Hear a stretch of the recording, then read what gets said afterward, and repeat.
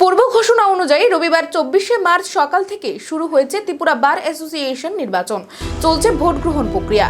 Ballot পেপারের মাধ্যমে হচ্ছে ভোট গ্রহণ। লড়াই হচ্ছে আইনজীবী উন্নয়ন মঞ্চ এবং সেফ কনস্টিটিউশন ফোরামের মধ্যে। মোট 15টি পদের জন্য হচ্ছে এই লড়াই। এই বিষয়ে বিস্তারিত জানিয়েছেন রিটার্নিং অফিসার বিশিষ্ট আইনজীবী সন্দীপ দত্ত চৌধুরী।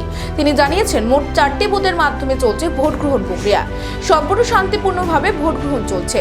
নির্দিষ্ট সময়ে ভোট গ্রহণ প্রক্রিয়া শুরু হয়, তবে 2 বুথে 5 মিনিটের মতো অতিরিক্ত সময় ব্যয় হয়েছে। রিটার্নিং অফিসার হিসেবে ভোট গ্রহণে তিনি যে ব্যবস্থাপনা করেছেন তার সবার কাছেই প্রশংসিত হয়েছে।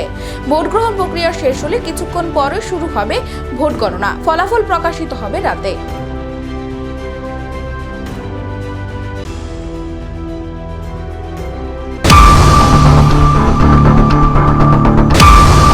শুরু হয়েছে 4টে বুথে ভোট শুরু হচ্ছে অলমোস্ট ইন টাইম। দুটো বুথে শুধু 5 মিনিটের মতো একটু দেরি আছে, একটাতে 8 মিনিট। তো ভোট স্মুথলি হচ্ছে, আস্তে আস্তে লোকের উপস্থিতি বাড়ছে।